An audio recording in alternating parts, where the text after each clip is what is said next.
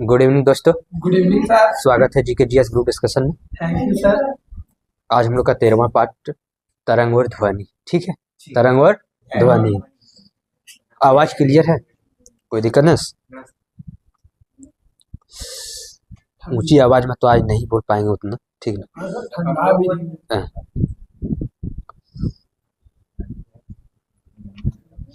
यदि किसी पिंड, पहला क्वेश्चन है, यदि किसी पिंड अपनी साम्य स्थिति के दोनों ओर इधर उधर गति करता है तो पिंड का क्या कहलाता है?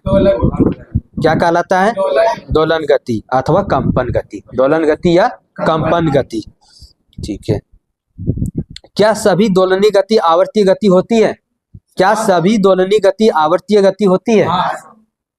हाँ सर, सभी दोलनीय गति आवर्तीय गति होती है, परंतु प्रत्येक आवर्तीय गति दोलनीय गति नहीं होती है। ये स्टेटमेंट में रहेगा क्वेश्चन। ठीक है। किसी माध्यम में उत्पन्न विक्षोभ को तरंग का या लहर कहते हैं। ठीक है, तो बताइएगा कि विक्षोभ को आगे बढ़ने की प्रक्रिया क्या कहलाती है? तरंग गति। क्या कहलाती है? तरंग गति। क्या था, फिर से क्लियर कर देते हैं। किसी माध्यम में उत्पन्न विक्षोभ को तरंग या लहर कहते हैं। विक्षोभ जो होता है वो क्या होता है? तरंग या लहर। तथा विक्षोभ के आगे बढ़ने की प्रक्रिया को क्या कहते हैं? तरंग गति कहते हैं। शांत जल में पत्थर का टुकड़ा मारने पर, जब शांत जल में आप पत्थर का टुकड़ा मारिएगा तो देखिएगा एक विक्षोभ होगा। ठीक है, और उसका जो प्रकृति जो बनेगा किस तरह बनेगा? इस तरह का, मतलब पानी लहर की जैसा चलते हुए प्रतीत होगा। ठीक है। रस्सी को एक सिरे पकड़कर झटके देने पर, ऐसे अगर हम झटका देंगे तो वो भी अगर जो गति दूरी तय करेगा तो ऐसे ऐसे करते हुए जाएगा। हाँ, जिम में भी करता है। ठीक है, तो ये सब क्या हो गया सर? तरंग गति। क्या हो गया? तरंग गति। अब हम देखेंगे तरंग धैर्य। तरंग धैर्य किसे कहते हैं? तरंग धैर्य सर। हाँ, तरंग धैर्य किसे कहते हैं? वेवलेंथ। वेवलेंथ कहते हैं अगर स्ट्रिंग टू स्ट्रिंग को ले, स्ट्रिंग टू स्ट्रिंग की लंबाई या गर्त से गर्त की लंबाई को ही क्या कहते हैं? तरंग धैर्य कहते हैं। क्या कहते हैं? तरंग धैर्य कहते हैं। तरंग धैर्य का एसआई मात्रक क्या होता है? मीटर। क्या होता है? मीटर। तरंग धैर्य का एसआई मात्रक मीटर। और एक स्ट्रिंग तथा एक गर्त के बीच की दूरी को क्या कहते हैं? एक स्ट्रिंग तथा स्ट्रिंग के बीच की दूरी को तरंग धैर्य कहें। गर्त तथा गर्त के दूरी को तरंग धैर्य बोली, लेकिन एक स्ट्रिंग तथा एक गर्त के दूरी को क्या बोलेंगे? हाँ, एक स्ट्रिंग तथा क्या कहेंगे? या फिर अब क्या आयाम? आयाम। क्या कहेंगे उसको? आयाम कहेंगे। ठीक है, एक स्ट्रिंग या फिर एक गर्त। हाँ, एक स्ट्रिंग से एक गर्त के बीच की दूरी को। देखिए सर, हम बनाते हैं फिगर। ये है ना, आया यहाँ तक, तो यहाँ क्या हो गया? गर्त। और यहाँ क्या हो गया? स्ट्रिंग। तो इसी के दूरी को तो आयाम बोलते हैं। ठीक है, इसी को तो आयाम बोलते हैं। ठीक है, इसको क्या बोलते हैं? आयाम बोलते हैं। ठीक है, ये स्ट्रिंग तथा गर्त के बीच की दूरी को क्या कहते हैं? आयाम बोलते हैं। आगे क्लियर हो जाएगा। ठीक है। दोलन करने वाले वस्तु अपने मध्य स्थिति से महत्तम विस्थापन के दोलन को आयाम कहते हैं। ठीक है, दोलन को आयाम कहते हैं। क्या बोले? क्वेश्चन बोले कि दोलन करने वाली वस्तु का अपने माध्य, ठीक है, हाँ, माध्य से स्थित महत्तम विस्थापन को दोलन का आयाम कहलाता है।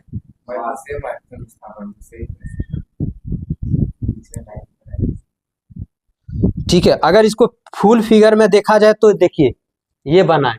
ठीक है, ये बना है, चल गया यहां से यहां तक, क्या आएगा? तरंग धैर्य। ठीक है, और यहां से यहां तक आयाम। ठीक है, ठीक है, यहां से यहां तक नहीं होगा। ठीक ना, यहां से यहां तक तरंग धैर्य होगा, लेकिन यहां से यहां तक जो गया यही क्या कहलाएगा? आयाम कहलाएगा। ठीक है,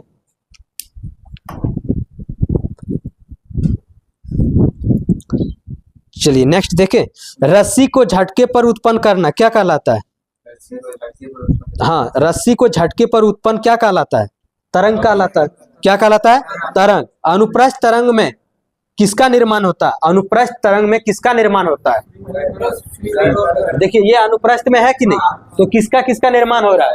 एक स्ट्रिंग और एक गर्त। ठीक है, एक श्रृंग और एक गर्त। अगर पूछा जाएगा वन लाइनर में कि अनुप्रस्थ तरंगों में किसका निर्माण होता है, तो श्रृंग और गर्त का निर्माण होता है। ठीक है, दो पास पास वाले श्रृंग को क्या कहा जाता है, जो पास पास वाले श्रृंग तरंगदैर्घ्य, और दो पास पास वाले गर्त को बीच के दूरी को भी तरंगदैर्घ्य। अनुप्रस्थ तरंग ठोस एवं द्रव दोनों के सतह पर की जाती है। ठीक है, अनुप्रस्थ तरंग जो है, अनुप्रस्थ तरंग कहाँ कहाँ उत्पन्न किया जाता है, ठोस तथा द्रव में, ठोस तथा द्रव में, द्रव एवं गैस में उत्पन्न अनुप्रस्थ तरंग नहीं की जा सकती है। ठीक है, देखिए पानी है ना, पानी के अंतर्गत दोनों होगा। कहने का है कि अगर ऊपर में हम पत्थर मारे उसमें तो ये झटका से इसी तरह लहर जाएगा, लेकिन नीचे का पानी तो शांत है ना, तो शांत है तो वो क्या हो गया, अनुदैर्घ्य, अनुदैर्घ्य हो गया। जो लहर बनाएगा वो क्या होगा, अनुप्रस्थ। ठीक है, वो क्या हो जाएगा, अनुप्रस्थ। चलिए, वह तरंग जिसमें माध्यम के कण तरंग के चलने की दिशा के समानांतर कंपन करते हैं उसे कौन सा तरंग कहते हैं, अनुदैर्घ्य तरंग। कौन सा तरंग कहते हैं, अनुदैर्घ्य तरंग कहते हैं। और जो लंबवत कंपन करता है उसे अनुप्रस्थ। यहाँ मेन पॉइंट यही याद रखना है कि जो लंबवत कंपन करेगा अनुप्रस्थ, जो समांतर करेगा अनुदैर्घ्य। क्लियर है।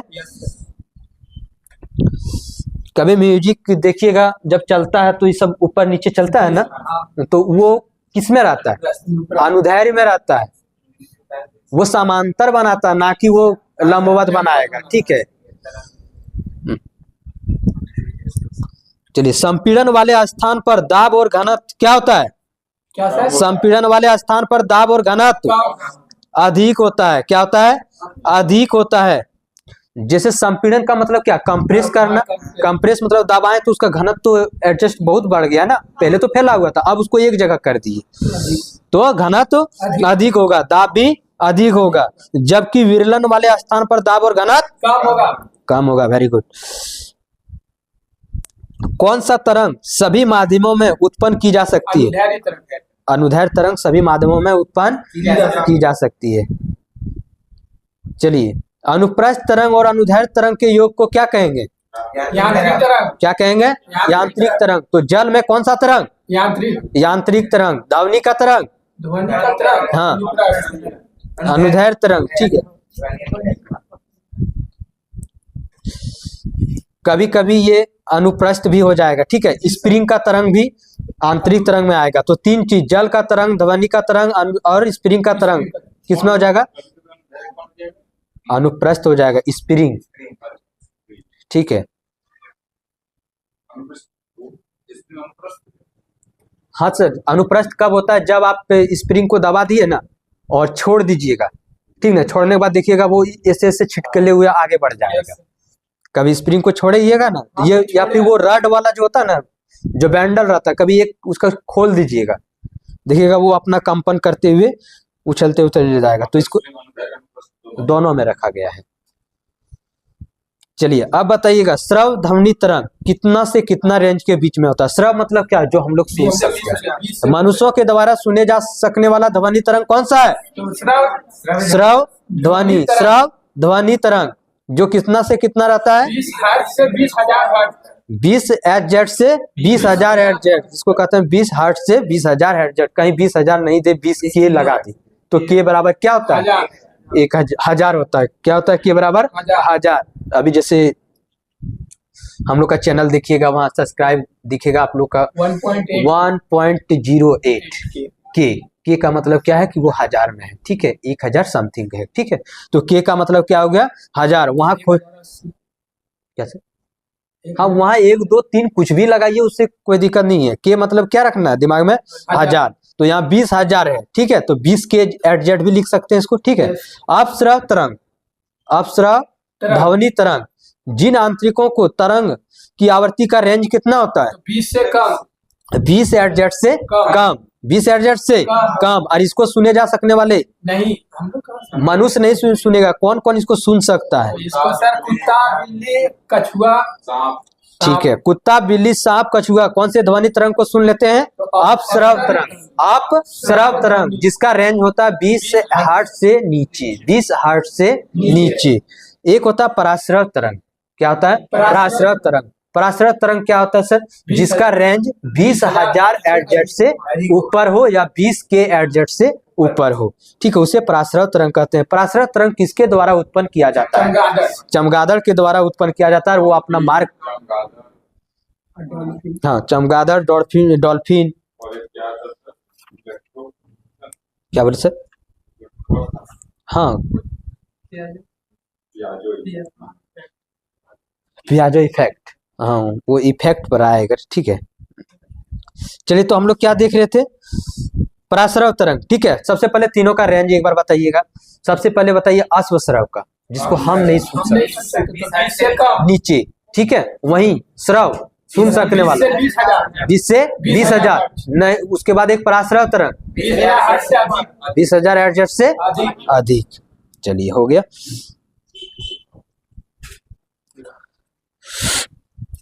पराश्रव तरंगों का उपयोग कहाँ किया जाता है? पराश्रव तरंगों का उपयोग कहाँ किया जाता है? सोनार में किया जाता है। किसमें किया जाता है? सोनार में। सोनार का फुल फॉर्म क्या होता है सर? हाँ, sound navigation and ranging. Sound navigation and ranging, इससे क्या काम करता है? तो यह ऐसे युक्ति है जिसका उपकरण, यह ऐसा उपकरण है जिसका उपयोग समुद्र के गहराई या जल में किसी वस्तु को पता लगाने में किया जाता है, ठीक है। समुद्र में अगर कोई चीज डूब गया है या उसका गहराई का पता लगाने के लिए किसका उपयोग किया जाएगा? सोनार का, ठीक है ना। किसका उपयोग किया जाएगा? सोनार का।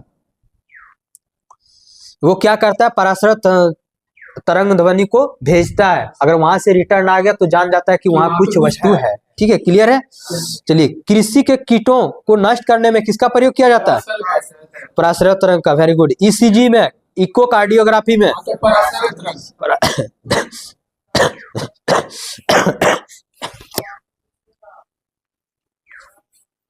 पराश्रव तरंग, ठीक है। कुछ जंतु, ठीक, कुछ जंतु ऐसे हैं जो पराश्रव तरंग को उत्पन्न कर सकते हैं। तो कौन कौन था? कुत्ता, डॉल्फिन, चमगादड़। कुत्ता, डॉल्फिन, चमगादड़। कुत्ता, डॉल्फिन, चमगादड़। चलिए, वैसी तरंग जिनके संचरण के लिए भौतिक माध्यम की आवश्यकता नहीं होती है, उसे कौन सी तरंग कहते हैं? चुंबक, विद्युत चुम्बकीय तरंग। कौन सा तरंग कहते हैं? विद्युत चुम्बकीय तरंग। विद्युत चुम्बकीय तरंग में भौतिक माध्यम की आवश्यकता नहीं होती है। भौतिक माध्यम की आवश्यकता नहीं होता है विद्युत चुम्बकीय तरंग में, ठीक है। विद्युत चुम्बकीय तरंग में विद्युत क्षेत्र तथा विद्युत चुम्बकीय क्षेत्र परस्पर लंबवत तलों में कंपन करते हैं।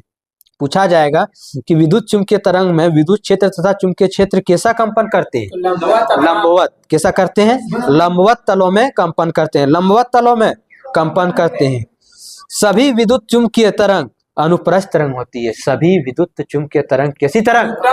अनुप्रस्थ तरंग। सभी विद्युत चुम्बकीय तरंग अनुप्रस्थ तरंग। सभी विद्युत चुम्बकीय तरंग निर्वात में प्रकाश का वेग कितना होता है?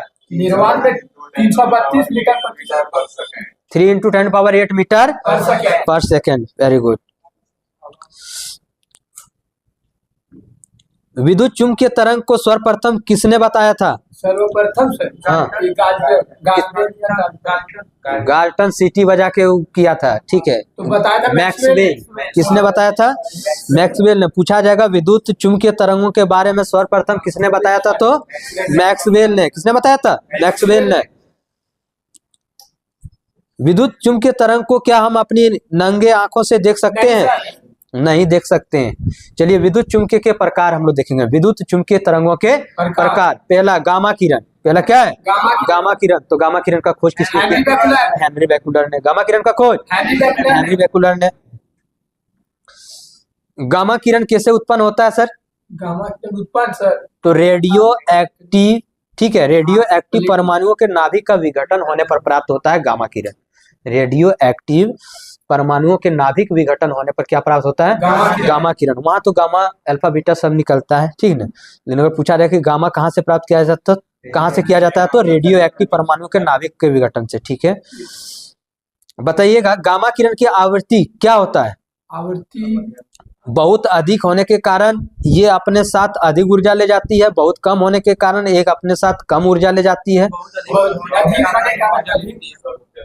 ठीक है। इन गामा किरण की आवृत्ति बहुत अधिक होने के कारण ये अपने साथ अधिक ऊर्जा ले जाती है, ठीक है। पूछा जाएगा कौन सा किरणें आवृत्ति, कौन से किरणें की आवृत्ति बहुत अधिक होने के कारण अपने साथ अधिक ऊर्जा ले जाती है? तो गामा किरण। कौन होगा? गामा किरण। गामा किरण कैसा चार्ज रहता है? इस पर आवेशहीन है, कोई चार्ज नहीं होता है।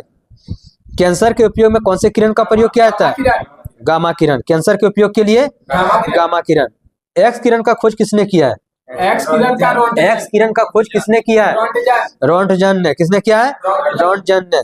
जब अत्यधिक गति ऊर्जा वाले इलेक्ट्रॉन को कठोर धातु जैसे टंगस्टन पर टकराते हैं तो कौन सा किरण उत्पन्न होता है? एक्स किरण। एक्स किरण कहाँ से उत्पन्न हुआ? तो प्लेटिन क्या बोले सर? टंगस्टन। टंगस्टन से। ठीक है। जब अत्यधिक गति ऊर्जा वाले इलेक्ट्रॉन कठोर धातु जैसे टंगस्टन पर अगर वो टकराते हैं तो क्या उत्पन्न करते हैं? एक्स किरण। कौन सा किरण? एक्स किरण। गामा किरण तो जान गए रेडियो एक्टिव से होगा। टूटी हुई हड्डियों को पता करने के लिए एक्स किरण का प्रयोग करते हैं। एक्सरे का कहते हैं हम लोग कि एक्सरे कराना होगा तभी तो पता लगेगा कहाँ टूटा हुआ है। ठीक है। चलिए, मेटल डिटेक्टर किसे कहा जाता है? मेटल डिटेक्टर में किसका उपयोग किया जाता है? एक्स किरण का। मेटल डिटेक्टर में एक्स किरण। भेदन क्षमता सबसे अधिक किस किरण का होता है? एक्स किरण नहीं, गामा किरण का। गामा किरण का। भेदन क्षमता सबसे अधिक गामा किरण, उससे कम है एक्स किरण का। ठीक है। अब आ गया परावैंगनिक किरण। ठीक है। तो परावैंगनिक किरण का खोज किसने किया है? परावैंगनिक किरण का हो जाएगा रिटर्न। किसने किया है? रिटर्न है। परावैंगनिक किरण का खोज रिटर्न है। अब हम लोग देखेंगे कि परावैंगनिक किरण का उत्पन्न कैसे होता है। ठीक है। सबसे पहले ये सूर्य से दो किरण का उत्पन्न होता है। कौन कौन? आवृत किरण और परावैंगनिक किरण। आवृत किरण और परावैंगनिक किरण। आर्क से भी होता है, स्पार्क से भी होता है। गर्म निर्वात, स्पार्क और आयनित गैसों के द्वारा उत्पन्न किया जाता है क्या? परावैंगनिक किरण। सूर्य से आने वाली परावैंगनिक किरण को पृथ्वी पर आने से कौन रोकता है? ओजोन परत। कौन रोकता है? ओजोन परत। कितना बार बताए है ना? ओजोन परत। ओजोन की मापने की इकाई को डॉप्सन कहते हैं। ओजोन की मापने की इकाई को डॉप्सन कहते हैं। ओजोन परत जो क्षय हो रहा है, ठीक है, CFC के कारण हो रहा है। हाँ, क्लोरोफ्लोरोकार्बन के कारण हो रहा है। चलिए नेक्स्ट, कौन से किरणों द्वारा प्रकाश विद्युत प्रभाव उत्पन्न होता है? कौन से किरणों द्वारा प्रकाश विद्युत प्रभाव उत्पन्न होता है? परावैंगनिक किरण। कौन सा? परावैंगनिक किरण। मानव शरीर पर बुरा प्रभाव पड़ता है कौन से किरणों के द्वारा? जिससे कौन सा कैंसर का खतरा? त्वचा का कैंसर खतरा बना रहता है। ठीक है। कौन सा किरण से? परावैंगनिक किरण से। परावैंगनिक किरण का उपयोग कहाँ किया जाता है? जल शोधन। Very good. अभी देखते होंगे कॉलेज वॉलेज जाते होंगे तो वहाँ क्या लगा रहता है? एक्वाफिना या कुछ इस तरह का लगा हुआ रहता है। एक्वागार्ड नहीं लगा हुआ रहता है। ठीक है। ये जो भी लगा हुआ रहता है उसमें देखिएगा एक लंबा सा पाइप देता है तो उसमें रहता है परावैंगनिक किरण, वही जल को शुद्ध करता है। ठीक है। तो उस जल शोधन में किसका प्रयोग किया जाता है? परावैंगनिक। अदृश्य लिखाई या नकली दस्तावेज को पता लगाने में किसका प्रयोग किया जाता है? परावैंगनिक किरण का प्रयोग किया जाता है। और इसका भी आप लोग देखे होंगे जब डॉक्टर पास गए होंगे, जैसे हम अभी मेरा हार्ट में यहाँ कुछ प्रॉब्लम है, इसका हम फोटो कराएं, जीरोक्स कराएं। ठीक है। जीरोक्स तो ऐसे तो डायरेक्ट दिखेगा नहीं, तो देखिएगा डॉक्टर के पास लेफ्ट या राइट साइड में एक लगा हुआ रहता है बोर्ड, उसमें जाके चिपका देता है। तो वहाँ क्या रहता है? परावैंगनिक किरण रहता है, जिसके कारण सारा क्लियर दिख जाता है कि क्या है नहीं है। ठीक है। और बैंकों में भी उपयोग किया जाता है नकली नोटों को चेक करने के लिए।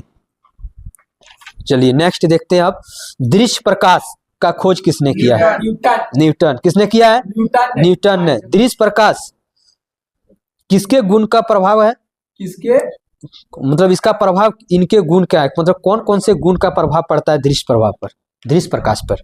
क्वेश्चन है कि दृश्य प्रकाश का प्रभाव किन किन गुणों से पड़ता है?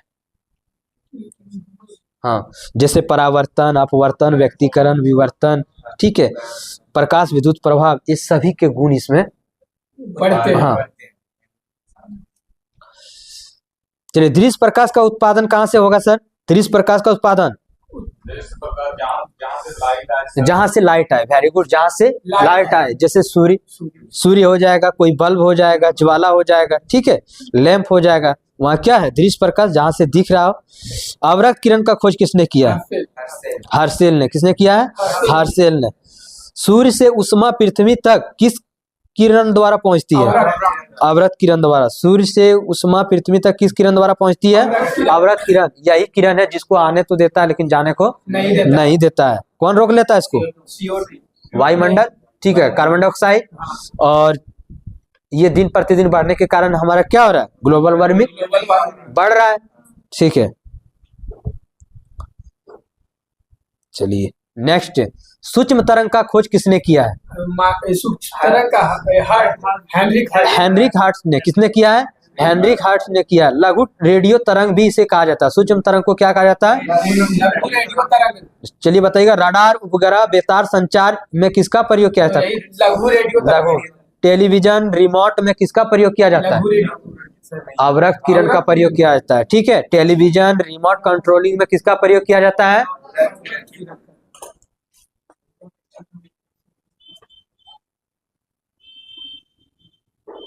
लघु रेडियो तरंग। लघु रेडियो तरंग का कहाँ प्रयोग किया जाता है? तो रडार, उपग्रह, बेतार संचार में प्रयोग किया जाता है। वहीं टेलीविजन और रिमोट में किसका किया जाता है? तो अवरक्त किरण का।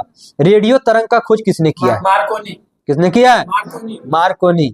इसका उपयोग कहाँ किया जाता है? इसको रेडियो दूरसंचार, रेडियो और दूरसंचार में। तो रेडियो तरंग, रेडियो तरंग तथा दूरसंचार में प्रयोग किया जाता है।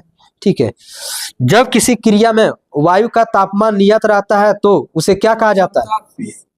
समतापीय। तापमान नियत तो समतापीय, दाब नियत समदाबीय, उष्मा नियत और ताप अलग अलग रुद्धोष्म। क्या कहलाएगा? सारा पढ़ा चुके हैं सब। चलिए नेक्स्ट है, ध्वनि के लक्षण। कितने के लक्षण है ध्वनि के?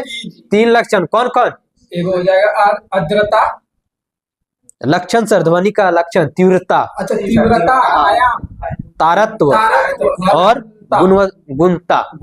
क्या क्या बोले? 3 लक्षण। एक है तीव्रता या जिसको प्रबलता कहते हैं, एक होता है तारत्व और एक होता है गुणता। सर तीव्रता या प्रबलता किसे कहते हैं? ठीक है, तो वह ध्वनि या वह लक्षण जिसके कारण ध्वनि धीमी अथवा प्रबल सुनाई देता है। धीमी तथा प्रबल सुनाई देता है, उसे क्या कहते हैं? तीव्रता कहते हैं। हाँ, इंटेंसिटी कहते हैं। क्या कहते हैं उसको? इंटेंसिटी, मतलब मोटी आवाज। ठीक है, हाँ वो पिच पर है, लेकिन प्रबलता क्या मतलब कि ज्यादा, हाँ ज्यादा आवाज होता है। ठीक है ना, आप ले सकते हैं, आगे आएगा एग्जाम्पल भी डीजे उजे का। ठीक है, और तीव्रता क्या हो गया? तीव्रता तो हो गया, अब आ गया क्या? तारत्व। तारत्व को पहले समझ लेते हैं। तारत्व क्या होता है? हाँ, वह लक्षण जिसके कारण ध्वनि मोटी या पतली सुनाई देता है। मोटी या पतली सुनाई देता है, किसके कारण? तारत्व के कारण। और तीव्रता के कारण क्या था? लाउड में, मतलब ज्यादा प्रबल में सुनाई देगा, तो तारत्व। ठीक है, तीव्रता हो जाएगा। और तारत्व क्या हो गया? पतली या मोटी। जैसे हम लोग का आवाज कैसा है? मोटी, लड़कियों की अपेक्षा।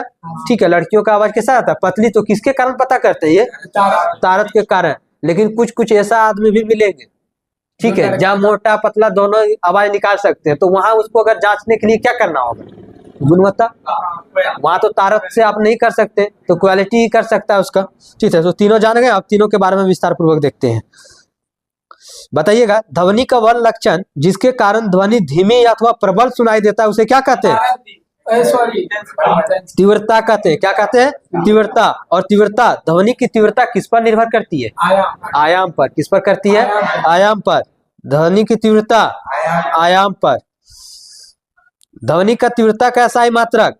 तीव्रता का SI मात्रक, हाँ, माइक्रोवाट प्रति मीटर स्क्वायर। माइक्रोवाट प्रति मीटर स्क्वायर, ये ध्वनि का तीव्रता का SI मात्रक है, जो किस पर निर्भर किया था? आयाम पर किया था। ठीक है, बेल के कैवे भाग डेसिबल कहलाते हैं? तो 10वें भाग। 10वें भाग। बेल के 10वें भाग डेसिबल कहलाते हैं। मनुष्य के कानों के लिए हानिकारक नहीं है। कितने डेसिबल तक? WHO के अनुसार कितने डेसिबल तक मनुष्य के कानों तक हानिकारक नहीं है? 90 से नहीं है, मतलब सुने जा सकने वाले। 30 से 40। यहाँ एक्चुअल में दिया वो 45, तो ये ऑप्शन के अनुसार ही देखना पड़ेगा। ठीक है, किसी के अनुसार 30, 40, 40, 45, तो 45 दिया गया WHO के अनुसार। ठीक है, और हानिकारक वाला कितना हो जाएगा? 95 से 100 डेसिबल। 95 से 100 डेसिबल। 45 डेसिबल हमारे कान सुन सकता है अच्छे से, लेकिन 95 से 100 हानिकारक हो जाएगा। जब आप लोग ईयरफोन लगा के सुनते हैं, तो वहां जब नहीं संतोष होता है थोड़ा सा, हम तो क्या करते हैं और बटन दबाते हैं स्टेप, तो वहाँ कुछ इंफॉर्मेशन आता है, उसको ओके दबा के फिर वॉल्यूम बढ़ाते हैं। वैसे तो बढ़ेगा नहीं बिना ओके दबाए। मिला है आप लोग को? मिला है ना? मिला है, बढ़ा भी देते हैं, तो वो चीज है क्या, हानिकारक के लिए। वहां से ऊपर जाइएगा तो हानिकारक। और किसके अनुसार है 95 से 100? तो WHO के। फुसफुसाहट, फुसफुसाहट का मतलब चुगली करना। हमको अगर चुगली करना तो इसके कान में जाके नहीं बोलेंगे, ठीक ना? तो कितना? 20 से 30, 20 से 15 से 20, 15 से 20 डेसिबल फुसफुसाहट, 15 से 20 डेसिबल। साधारण बातचीत जैसे हम कर रहे हैं, ना स्पीड मतलब ना लॉर्ड में कर रहे हैं ना नॉर्मल, क्या हो जाएगा? 40। अभी सर बताए थे 30 से 40, 30 से 40 साधारण बातचीत, 30 से 40, तीनों चारों हो गया। हम लोग बात कर रहे हैं 30 से 40। हाँ सर, साधारण बातचीत कर रहे हैं, इसमें नहीं आपका कान का इफेक्ट पड़ेगा और ना ही मेरा, लेकिन बीच में जो आवाज देते हैं ना आप, वो 40 से ऊपर हो जाता है। इसका 50 से ज्यादा।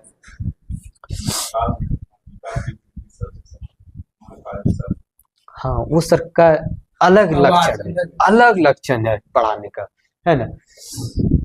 पता नहीं। चलिए नेक्स्ट देखते हैं तारत्व, ठीक है। ध्वनि का वर्ण लक्षण जिसमें मोटी पतली हो उसे क्या कहते हैं? और तारत किस पर निर्भर करता है?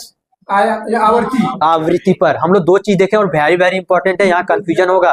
तीव्रता जो है आयाम पर निर्भर करता है और तारत्व आवृत्ति पर। तारत्व आवृत्ति पर निर्भर करता है, ये दोनों एकदम दिमाग में बैठा लीजिएगा। लड़कियों की आवाज तारत के कारण पतली, मच्छरों का भन बनाना तारत के कारण, ठीक है। गुणवत्ता, ठीक है। ध्वनि की तीव्रता और तारत्व दोनों समान रहने पर किससे हम अंतर को ढूंढ पाएंगे? गुणवत्ता के कारण, गुणता के कारण, ठीक है, जिसको क्वालिटी कहते हैं। क्या कहते हैं? क्वालिटी। चलिए क्लियर हो गया तीनों। बताइएगा तापमान बढ़ने से ध्वनि का वेग क्या होगा? बढ़ेगा। तापमान बढ़ने से बढ़ेगा, तापमान घटने से घटेगा, क्योंकि तापमान, सॉरी आयतन बोले ना, तापमान ही बोले थे। अच्छा चलिए, तापमान बढ़ने से क्या होगा? बढ़ेगा ध्वनि का वेग बढ़ेगा, ठीक है। भी हो गया क्या? वेग। तो वेग समानुपाती है रोटेंडर टी, टेम्परेचर का, ठीक है। यहां से क्वेश्चन आया हुआ है, ठीक। V1 by V2 equal to रोटेंडर T1 बाय T2। क्वेश्चन यहां से देगा, क्या देगा क्वेश्चन? तो कितने तापमान पर ध्वनि का वेग 17 डिग्री सेल्सियस के वेग का 2 गुना हो जाएगा? पहले एक, अभी कितना? 2, V1 V2 निकल गया, 1 2, रोटेंडर में क्या चल जाएगा हम? 17 डिग्री सेल्सियस को केल्विन, जब भी काम कीजिएगा इसको किसमें? केल्विन में काम कीजिएगा, बन जाएगा। चलिए, गैसों का अनुभार बढ़ने से ध्वनि का वेग क्या होता है? घटेगा। गैसों का भार बढ़ने से ध्वनि का वेग घटेगा और घटने से बढ़ेगा। Very good. आर्द्रता बढ़ने से ध्वनि का वेग बढ़ेगा। आर्द्रता बढ़ने से, तापमान बढ़ने से ध्वनि का वेग बढ़ेगा। वही क्या पढ़े हम लोग? वही घटने। अनुभार बढ़ने से घटेगा, अनुभार बढ़ने से घटेगा। दाब बढ़ने से ध्वनि का वेग क्या होगा? सर बढ़ेगा। कोई फर्क नहीं पड़ेगा, क्योंकि दाब पर निर्भर नहीं करता है। प्रत्यवस्था बढ़ने पर ध्वनि का वेग बढ़ेगा। प्रत्यवस्था बढ़ने से ध्वनि का वेग बढ़ेगा। तापमान बढ़ने से ध्वनि का वेग बढ़ेगा। आर्द्रता बढ़ने से ध्वनि का वेग बढ़ेगा। अनुभार बढ़ने से घटेगा, ठीक है, हो गया। डॉपलर प्रभाव, बस इसमें से दो थोड़ा सा दिमाग में ये लाइन को पॉइंट कर लीजिएगा, मतलब बहुत इसे नोट करना बहुत जरूरी है ये लाइन को। ये लाइन क्या है? तो आपेक्षिक गति जो होता है, श्रोता और स्रोत के बीच जो आपेक्षिक गति, श्रोता और स्रोत आपेक्षिक गति। श्रोता किसको कहते हैं सर? सुनने वाला। और स्रोत किसको कहते हैं? सुनने वाला सर। श्रोता सुनाने वाला, स्रोत सुनने वाला। हाँ ठीक है, श्रोता स्रोत, ठीक है। आप स्रोत हैं, हम लोग स्रोत द्वारा उत्पन्न की गई ध्वनि। स्रोत मतलब जो उत्पन्न करेगा, श्रोता जो ग्रहण करेगा। श्रोता द्वारा सुनी गई ध्वनि, एब्जॉर्ब करने वाला, एब्जॉर्ब इंग्लिश में रखिएगा, एब्जॉर्ब को ही श्रोता कहते हैं, ठीक। तो वो एब्जॉर्ब कर रहा है, ठीक है। और स्रोत क्या हो गया? कहीं से स्रोत क्या है? हम जो म्यूजिक लगाएंगे कोई तो स्रोत होगा। हो सकता है हम यहाँ बॉक्स लगा दें, डीजे लगा दें, वहां से ध्वनि निकल रहा है और हम सुन रहे हैं, ठीक है। तो सुनने वाला श्रोता। तो क्या हो गया इसमें? क्या बता रहे थे कि जब श्रोता और स्रोत के बीच आपेक्षिक गति होता है तो स्रोत द्वारा उत्पन्न की गई ध्वनि की आवृत्ति श्रोता द्वारा सुनी गई ध्वनि की आवृत्ति से भिन्न होती है। इसी प्रभाव को क्या कहा जाता है? डॉपलर प्रभाव कहा जाता है। क्या कहा जाता है? डॉपलर प्रभाव। तो बताइए डॉपलर प्रभाव प्रकाश के लिए, बताइए डॉपलर प्रभाव प्रकाश के लिए। डॉपलर प्रभाव के अनुसार अगर कोई तारा पृथ्वी के नजदीक आ रहा है तो उसे आने वाले प्रकाश का रंग कैसा होगा? बैंगनी की ओर विचलित होगी, और दूर जा रहा है तो लाल की ओर विस्थापित होगी या विचलित होगी। ठीक है, तो ये पूछा जाएगा कि कोई भी तारा पृथ्वी के नजदीक आ रहा है तो उससे आने वाला प्रकाश का रंग बैंगनी की ओर विस्थापित होगा, तो किस प्रभाव के कारण? डॉपलर प्रभाव के कारण। और दो इंपॉर्टेंट है, big bang theory. Big bang theory किस प्रभाव पर आधारित है? डॉपलर के प्रभाव पर। चलिए, ध्वनि का परावर्तन किसे कहते हैं? बता सकते हैं? परावर्तन मतलब क्या होता है? वापस जाना उसी दिशा में। ठीक है, जब ध्वनि किसी सतह से टकराकर वापस उसी माध्यम में लौट जाती है, उसी घटना को क्या कहते हैं? ध्वनि का परावर्तन। ध्वनि का परावर्तन। तो हमारे कानों में कितने सेकंड तक ध्वनि गूंजता रहता है? 1/10 या 0.1 सेकंड। 1/10 सेकंड या 0.1 सेकंड कान में ध्वनि का ये श्रुति निरंतरता कहा जाता है। ठीक है, प्रतिध्वनि किसे कहते हैं? प्रतिध्वनि बार-बार इको कहते हैं। हाँ, इको कहते हैं, बार बार। अगर हम एक बार बोले हेलो हेलो हेलो हेलो, 2-3 बार दोहराना, ठीक है, उसे क्या कहते हैं? प्रतिध्वनि। क्या कहते हैं? प्रतिध्वनि। प्रतिध्वनि उत्पन्न होने के लिए स्रोत और परावर्तक सतह के बीच न्यूनतम दूरी कितना होता है? 17 मीटर। ठीक है, अप्रोक्स देखा जाए तो 17 मीटर, या फिर देखा जाए एग्जैक्ट तो 16.6 मीटर। 16.6 मीटर। ये क्या है सर? प्रतिध्वनि, इको सुनने के लिए। चलिए नेक्स्ट देखें, अनुरणन क्या होता है? बता सकते हैं अनुरणन क्या होता है? अगर यहाँ हम बोले कुछ चीज, एक ही ध्वनि को बार-बार सुनाई देना, यहाँ से तक हाँ, हर बार परावर्तन करके सुनाई देना, जिसको कहते हैं गूंजना कहते हैं ना, तो सिंपल याद रखने, गूंजना मतलब यहाँ से टकरा कर वहां, वहां से टकरा कर वहां, वहां से मतलब यही घूम रहा है, उसी को अनुरणन कहते हैं। ठीक है, सिनेमा हॉल में अनुरणन का प्रतिध्वनि को रोकने के लिए ध्वनि अवशोषक पदार्थ का प्रयोग किया जाता है। ठीक है, अब तो ऑनलाइन क्लास जहाँ होता है वहां भी दिख जाता है। ठीक है, तो अनुरणन को रोकने के लिए क्या क्या प्रयोग किया जाता है सर? खुदरी दीवार, उसमें इको नहीं आ सकता। हाँ, और सर हाँ, ठीक है, तो क्या हो जाएगा? कॉर्क हो जाएगा, मोटा पर्दा हो जाएगा, खुदरी दीवार हो जाएगा, प्लाईवुड हो जाएगा। ठीक है, तो ये सब क्या है? तो अनुरणन को रोकने के लिए। ग्रीन मफलर परियोजना किससे संबंधित है? ध्वनि से संबंधित। ग्रीन मफलर ध्वनि से, एकॉस्टिक ध्वनि से। एकॉस्टिक और ग्रीन मफलर दोनों किससे संबंधित है? तो ध्वनि से। अब हम लोग देखेंगे ध्वनि का अपवर्तन। ध्वनि का अपवर्तन, जब अपवर्तन क्या होता है तो देखते हैं। जब ध्वनि एक माध्यम से दूसरे माध्यम में प्रवेश करता है तो वास्तविक पद से क्या होता है?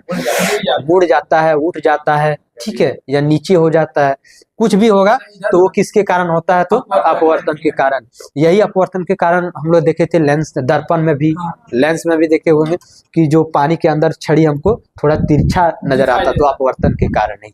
तो ध्वनि का एक माध्यम से दूसरे माध्यम में प्रवेश करने के समय वास्तविक पद से मुड़ जाती है, किसके कारण? अपवर्तन के कारण। दिन की अपेक्षा रात में ध्वनि अधिक सुनाई देता है, क्यों? अपवर्तन, ध्वनि अपवर्तन के कारण ही सुनाई देता है। व्यक्तिकरण, व्यक्तिकरण क्या होता है सर? वही है व्यक्तिकरण। हाँ, जहां कभी देखे होंगे कि न्यूनतम ध्वनि, न्यूनतम या फिर महत्तम, न्यूनतम और महत्तम की जो घटना हो जाती है उसी को क्या कहते हैं? व्यक्तिकरण। क्या कहते हैं? व्यक्तिकरण। और व्यक्तिकरण की सिर्फ ध्वनि में ही होता है कि प्रकाश में भी? व्यक्तिकरण सर ध्वनि में ही होता है कि प्रकाश में भी? दोनों में होता है। किसमें होता है? प्रकाश और ध्वनि दोनों में व्यक्तिकरण होता है। ठीक है, अगला चैप्टर प्रकाश है, उस समय कंपेयर करवाएंगे। ठीक है, अभी ध्वनि जो जानते हैं वही करेंगे क्योंकि कंफ्यूजन हो जाएगा ज्यादा। चलिए, ध्रुवन। ध्रुवन क्या है? किसी भी तरंग को किसी खास दिशा में भेजना। किसी भी तरंग को किसी खास दिशा में भेजना क्या कहलाता है? ध्रुवन। ध्रुवन कहलाता है। यहाँ तो दिमाग लगा लीजिएगा कि ध्रुवन किस में हो सकता है? प्रकाश में हो सकता है, साउंड में नहीं हो सकता है।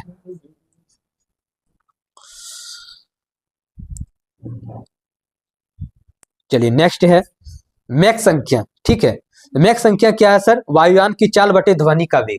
वायुयान की चाल बटे ध्वनि का वेग बराबर क्या हो जाएगा? मैक संख्या। इसमें कुछ नहीं, एक से अगर कम रहा मैक संख्या तो उसको कहेंगे अध्वनिक विमान। अध्वनिक विमान। वहीं एक के बराबर रहेगा तो ध्वनिक, एक से कम अध्वनिक, एक के बराबर ध्वनिक, एक से अधिक पराध्वनिक और 5 से अधिक अति पराध्वनिक। कुछ ज्यादा अगर हम लोग कर लेते नहीं कहता कि देखो कितना अति कर रहा है, तो वही हो गया। 5 से अधिक हो गया तो अति पराध्वनिक।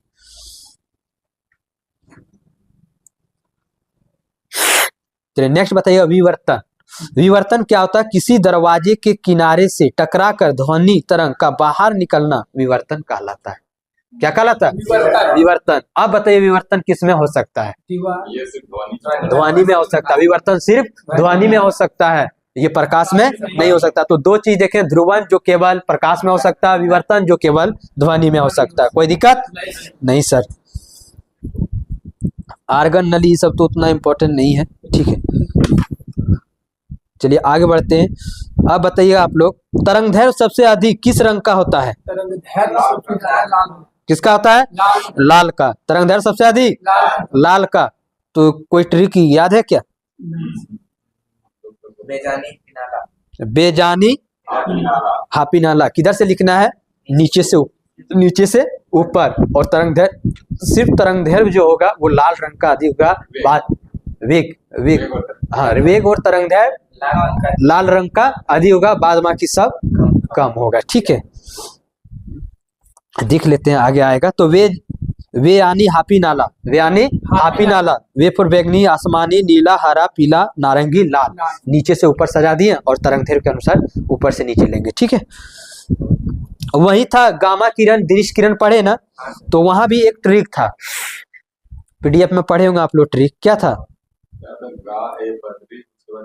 गाये पदरी आसू रेदी। क्या है? गाये पदरी आसू रेदी। गा फोर गामा, ए फोर एक्सरे, जिस ठीक है। उसके बाद प फोर परावैगनी, दी फोर दृश्य, अ फोर अवरक। उसके बाद क्या हुआ? असुर ना, सु से सूक्ष्म या लघु। ठीक है, उसके बाद क्या आ गया? आसू रेदी, रे से रेडियो और दी से दीर्घ। तो सबसे नीचे कौन हो गया? दीर्घ। अगर पूछा जाए कि तरंगदैर्घ्य सबसे अधिक किसका? दीर्घ। ठीक है, और क्या बोले सर? दृश्य का तरंगदैर्घ्य सबसे ज्यादा। हाँ, दीर्घ होगा। ठीक है, ऑप्शन दीर्घ। हाँ, दृश्य हो गया, बीच में रह जाएगा वो। तरंगदैर्घ्य और चाल बढ़ेगी। तरंगदैर्घ्य और चाल बढ़ेगी। किधर से? गामा से लेकर दीर्घ तक। इधर तरंगदैर्घ्य और चाल क्या होगा? बाद बाकी सब घटेगा। तो हम लोग देख लिए किसमें रंग और किरण में, दोनों देख लिए। अब बताइएगा नेक्स्ट क्वेश्चन है, चाल बताइएगा। ध्वनि का चाल 0 डिग्री सेल्सियस पर बताइए। कार्बन डाइऑक्साइड सब इंपॉर्टेंट नहीं है। 267 मीटर प्रति सेकेंड। 267 मीटर प्रति सेकेंड। यहाँ सबसे इंपॉर्टेंट है बताइएगा जल का। हाँ, 1493। Very good sir. 1493 भी है, लेकिन 25 डिग्री सेल्सियस पर चल जाएगा वो। ठीक है, हम पूछ रहे हैं 0 डिग्री सेल्सियस पर, और 0 डिग्री सेल्सियस वाला ही याद रखिएगा। ठीक है, यही पूछता है। Alcohol 12-13, alcohol 12-13, alcohol 12-13। Hydrogen 1469, sorry 1269 है सर। हाइड्रोजन का कितना है? 1269। पारा का कितना है? 1450। पारा कैसा है? 1450। लोहा 51-30, लोहा 51-30। Aluminium 64-20, aluminium 64-20। देखिए ये तीनों दिमाग में बैठा लीजिए। पहला लोहा का कितना? 51-30। एल्युमिनियम का कितना? 64-20। कितना? 64-20 और एक कांच का 56-40। 56-40 किसका? लोहा का कितना? 51-30। 51-30 लोहा का 51-30, कांच का 56-40, एल्युमिनियम का 64-20। चलिए ये यहां तक था। अनुनाद, अनुनाद का घटना बता सकते हैं? अनुनाद हाँ कंपन करना, कोई भी कंपन करके, जैसे तानसेन के संगीत के द्वारा कांचों की खिड़कियां टूट जाना, सैनिक सब का एक साथ चलने से हाँ कंपन, पुल का टूट जाना, ये सब किसके कारण होता है? अनुनाद के कारण। किसके कारण? अनुनाद। तो अमेरिका के कौन सा पुल अनुनाद के कारण क्षतिग्रस्त हो गया था? Trachoma. Very good, trachoma. Trachoma जो हम पढ़ रहे हैं ना, ट्रेकोमा पुल है, लेकिन अगर ट्रेकोमा पूछ दे कि कौन सा अंग से संबंधित है तो आंख से। ये पूछा गया क्वेश्चन है। ट्रेकोमा किससे संबंधित है? आंख से। चलिए, तानसेन के गाना गाने पर कांच के बर्तन टूटना किसके कारण? रेडियो किस सिद्धांत पर कार्य करता है? अनुनाद के कारण। किसके कारण? अनुनाद के कारण। चलिए, साधारण बातचीत वाला सारा हो गया सर। अब सारा टॉपिक ध्वनि और तरंग का कंप्लीट हो गया। ठीक है, क्लास एंड कर दे सर। क्लास ले।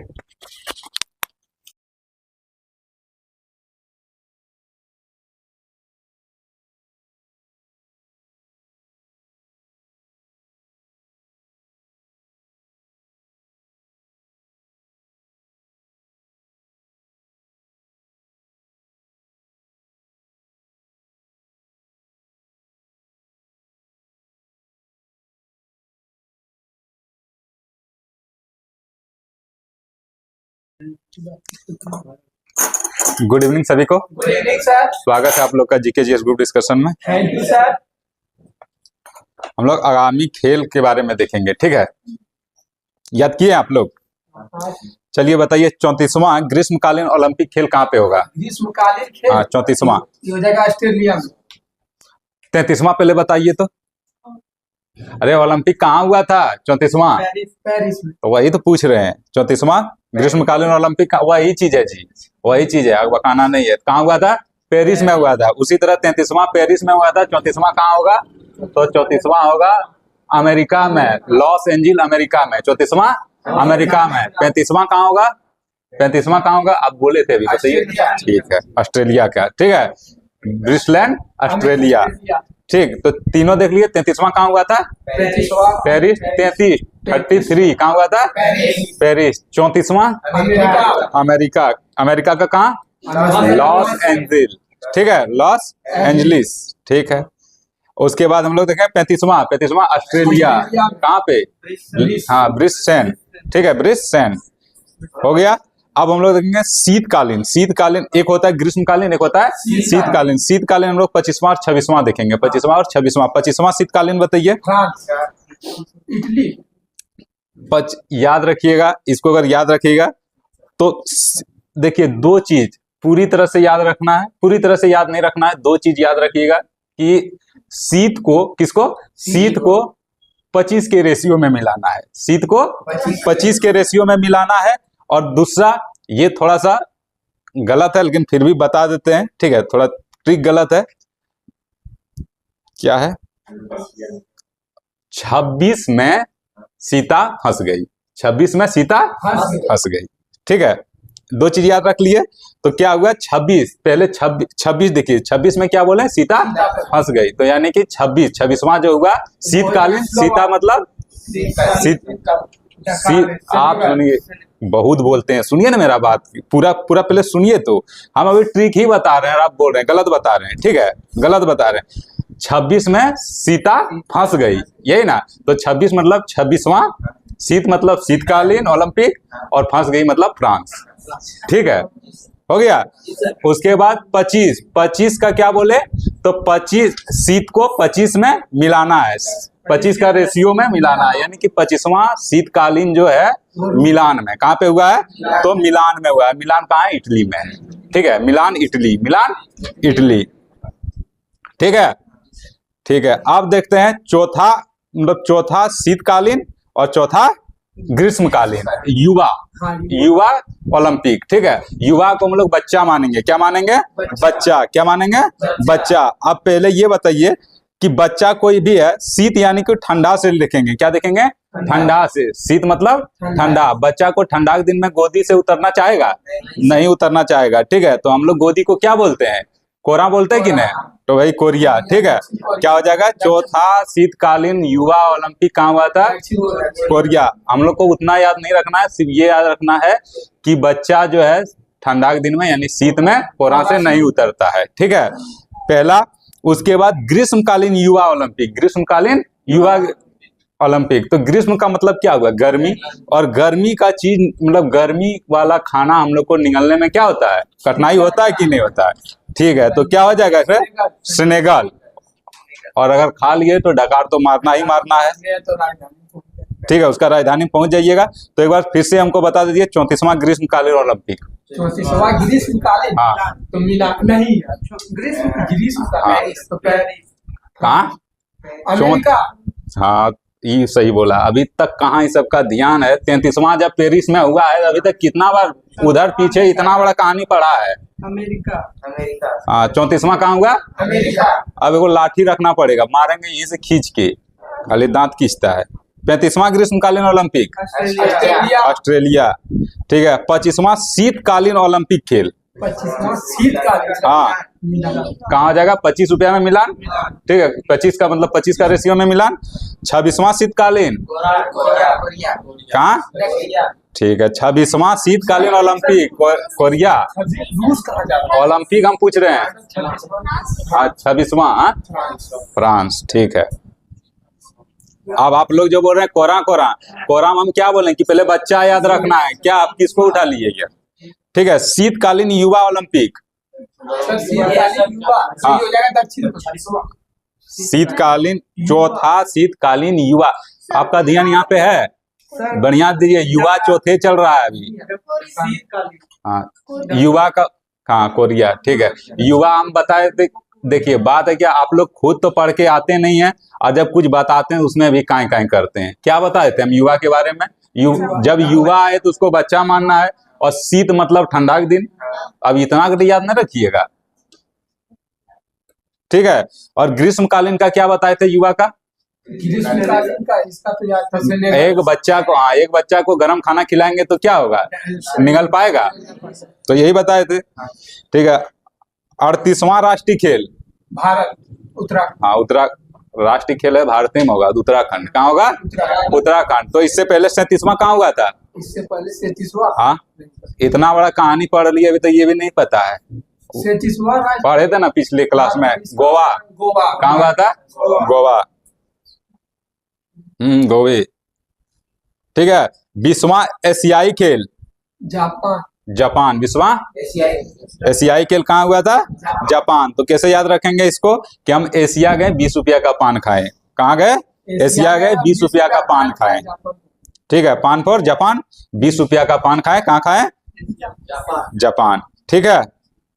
एक ही याद रखना है इसमें एशियाई का, ठीक है। राष्ट्रमंडल खेल क्या देखेंगे? राष्ट्रमंडल खेल 23वां राष्ट्रमंडल खेल स्कॉटलैंड। कहाँ? स्कॉटलैंड। कहाँ हुआ था? ग्लासगो, स्कॉटलैंड, ठीक है। 23वां राष्ट्रमंडल खेल स्कॉटलैंड, ग्लासगो, ठीक है। 23वां फीफा फुटबॉल विश्व कप। फीफा फुटबॉल 23वां सर। हाँ, 23वां फीफा फुटबॉल विश्व कप 3 जगह हुआ है। बताइए। अमेरिका, मैक्सिको और कनाडा, ठीक है। 23वां फीफा विश्व कप कहाँ हुआ था? 3 जगह हुआ था। कहाँ पे हुआ था? America, Mexico, Canada. और वहीं पे अगर महिला का पूछ दे तो ब्राजील। महिला का पूछ दे तो ब्राजील, ठीक है। ठीक है। फीफा महिला विश्व कप कहाँ हुआ था? ब्राजील में। 14वां क्रिकेट विश्व कप यानी कि वर्ल्ड कप। 14वां वर्ल्ड कप 3 जगह। 14वां देखिए पहले 13वां कहाँ हुआ था? 13वां भारत में। अपना भारत में हुआ था 13वां। हाँ, हुआ था ना, तो था। अभी 14वां सबसे पहले जो अच्छा, ठीक है। आप पहले 14वां बता रहे हैं, ठीक है। 14वां बताइए। दक्षिण अफ्रीका, ठीक है। उसके बाद नामीबिया और एक हो जाएगा सर जिम्बाब्वे, ठीक है। तो 13वां हुआ था भारत में। जो कौन जीता था?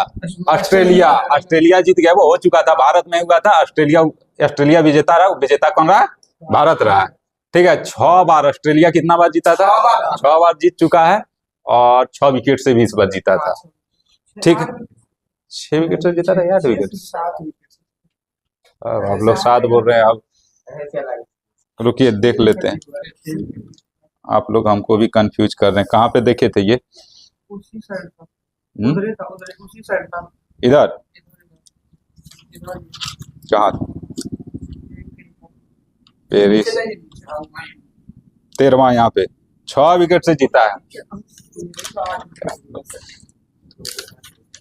चलिए अच्छा कोई बात नहीं, इतना तो कम से कम है ना कि आप लोग भी पढ़ के आए हैं, 6-7 तो कर रहे हैं, भले यहाँ वहाँ कर रहे हैं। ठीक है, इतना तो है कि पढ़े हैं। आउट हो गया था। हाँ ठीक है, कौन वो नहीं पूछेगा कि कौन आउट हो गया था तब 6 विकेट से जीता, वो सब नहीं पूछेगा। जीता था 6 विकेट से, ये पूछ सकता है क्या सर?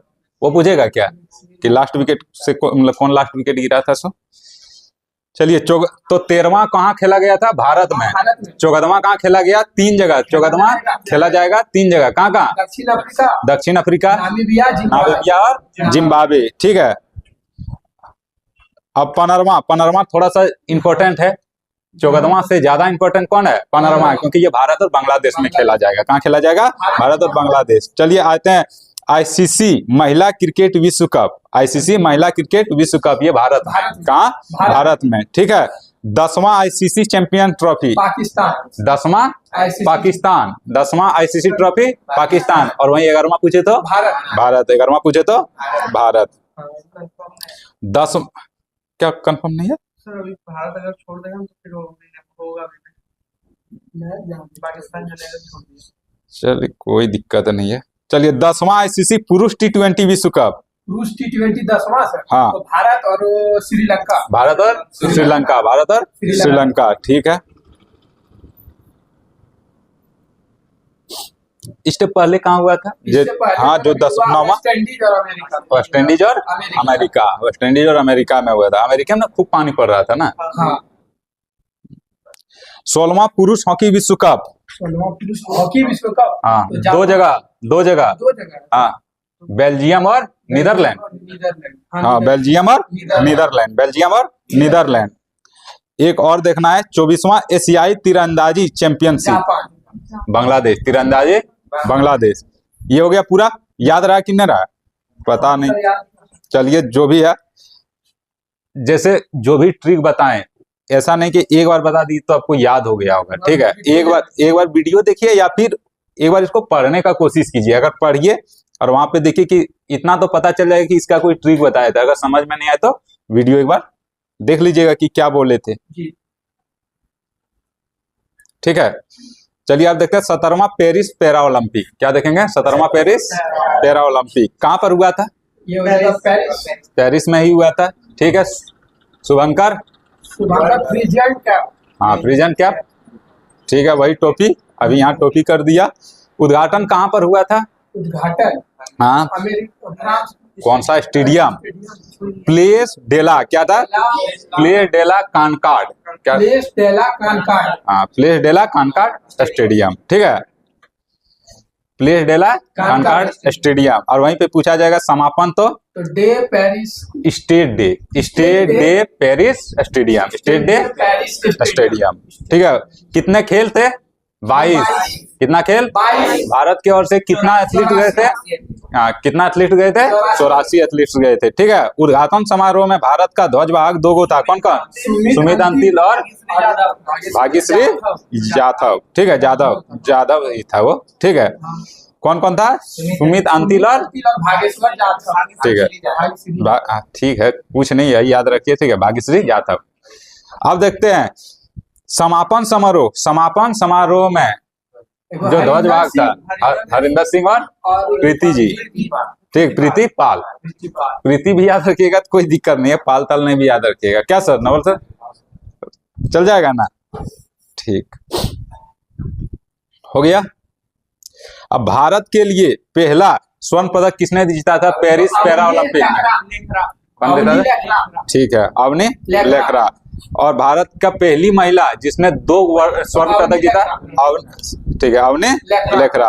अब थोड़ा सा पदक तालिका बता दीजिए। पहला चीन, पहला चीन, दूसरा रूस, अमेरिका, तीसरा अमेरिका, हाँ जापान, नहीं ब्रिटेन सही बोली, ब्रिटेन। पहला कौन है? पहला चीन, दूसरा ब्रिटेन, पहला चीन, दूसरा ब्रिटेन और तीसरा अमेरिका।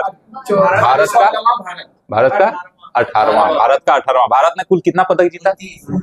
कौन कौन जीता?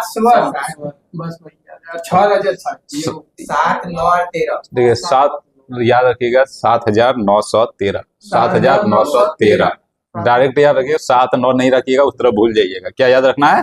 7,913, 7,913। तो पहला कौन? गोल्ड, दूसरा क्या? सिल्वर, तीसरा ब्रॉन्ज, ठीक है, कांस्य, ठीक है।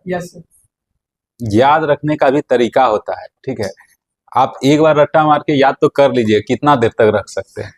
जब भी पढ़िएगा एक बार इस तरह याद रखिएगा, क्या स्वर्ण पदक क्या गो? 7 गो था, रजत कितना था? 9 था, उसके बाद कांस्य क्या गो था? 13 गो था। ऐसे कीजिएगा और एक बार में ऐसे याद रह जाएगा 7,913, 7,913। अब आपको कुल भी याद रखने की जरूरत नहीं है, इसमें एक ही बार में सब याद हो जाएगा।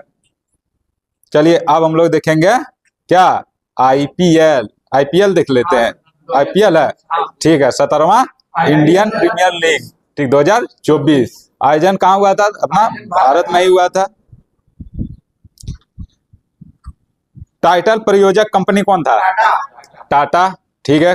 कुल टीमों ने कितना भाग लिया था? 10 ने लिया था। कितना खेल खेला गया था?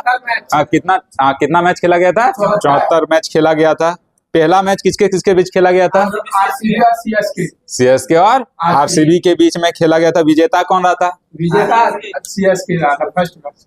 अरे नहीं मतलब इसका आईपीएल का जो विनर रहा कौन रहा? केकेआर, ठीक है, यानी कि कोलकाता नाइट राइडर्स, ठीक है। उप विजेता कौन रहा? सनराइजर्स हैदराबाद। इसका कुछ खास गुण बताइए। सनराइजर्स हैदराबाद पूरा मारता था, ठीक है। सबसे ज्यादा हाईएस्ट रन आज तक का यही बनाया। कितना बनाया था? 287, ठीक है। सर्वाधिक विकेट किसने लिया था? हर्षद पटेल। अगर वर्ल्ड कप में देखा जाए तो मोहम्मद शमी, ठीक है। सबसे ज्यादा रन किसने बनाया था आईपीएल में? विराट कोहली ने। कितना बनाया था? 741, ठीक है। आईपीएल में कितना बनाया था? 741। वहीं वर्ल्ड कप में देखे तो नहीं पता, भूल गए कितना था वर्ल्ड कप में। 765। कितना था? 765, ठीक है। हो गया। हम लोग आईपीएल देख लिए और साथ ही साथ क्या देख लिए? वर्ल्ड कप भी देख लिए। वर्ल्ड कप कहाँ पर हुआ था? इस बार 13वां भारत में हुआ था। शुभंकर क्या था? ब्लेंज और टॉक क्या था? ब्लेंज और टॉक। शुभंकर का मतलब क्या होता है? पता नहीं क्या है, होगा कुछ इतना तो कंफर्म है कि ये कोई भी जीव ही होगा, ठीक है। जैसे नाम रखा जाता है ना। अब जब एक बार रांची में खेल हुआ था तो उसका शुभंकर था जूही, और जूही क्या था? एक हाथनी, ठीक है। तो उसी तरह कुछ होगा। इससे पहले हम लोग क्या देखे थे? 37वां राष्ट्रीय खेल हम लोग शुभंकर में मोगा देखे थे। वो क्या था? तो एक बोले थे जानवर था, बैल की तरह, भैंस की तरह था, बैल की तरह, भैंस की तरह। तो उसी तरह कुछ होगा, ठीक है। फाइनल मैच कहाँ हुआ था? World cup Narendra Modi stadium. कहाँ पर है? अहमदाबाद, गुजरात, ठीक है। विजेता कौन रहा था? विजेता ऑस्ट्रेलिया। कितने बार जीता? टोटल 6 बार। कितने विकेट से जीता लास्ट वाला? 6 विकेट से जीता। उप विजेता कौन रहा? कप्तान कौन था भारत का? रोहित शर्मा। कौन था उस समय? अगर हम लोग देखे कोच कौन था तो राहुल द्रविड़, ठीक है। उप विजेता हो गया। सर्वाधिक रन किसने बनाया? ठीक है, हो गया ये सब। टाइम आउट नियम से आउट होने वाला प्रथम बल्लेबाज कौन हुआ? एंजेलो मैथ्यूज। कहाँ के थे? श्रीलंका के थे, ठीक है। और जितना हम लोग दिए थे टॉपिक, ये हम लोग का समाप्त हुआ। तो 2-4 क्वेश्चन आप लोग से पूछते हैं, ठीक है। देखें कितना याद है, ठीक है। चलिए सबसे पहले बताइए 38वां राष्ट्रीय खेल कहाँ हुआ था? भारत, उत्तराखंड, ठीक है। 26वां शीतकालीन ओलंपिक खेल 26वां शीतकालीन ओलंपिक है सर, थोड़ा सोच लीजिए। फ्रांस। ठीक है, आप सोचिए आप लोग, ठीक है, जिसके पास जवाब है वो बताइएगा, ठीक है। चौथा ग्रीष्मकालीन युवा ओलंपिक खेल, ग्रीष्मकालीन, ग्रीष्मकालीन ये हो जाएगा सेनेगल। सेनेगल, ठीक है, सेनेगल, ठीक है। 25वां शीतकालीन ओलंपिक खेल, 25वां शीतकालीन ओलंपिक खेल, हाँ शीतकालीन यानी हो जाएगा कोरा, उत्तर कोरिया, दक्षिण कोरिया। बताइए कोई, कितना का अनुपात में मिलाना है? 25 के अनुपात में जब मिलाना तो मिलाना होगा जी, मिलान, ब्रिटेन, ठीक है। इटली, इटली वो नहीं दिया है, स्थल दिया है मिलान, ठीक है, जो पाया जाता है कहाँ पर ये स्थित है, तो इटली में है। चलिए ठीक है, काफी हो गया, तो इसी के साथ आज का क्लास को समाप्त करते हैं हम लोग। थैंक यू दोस्तों। Thank you sir.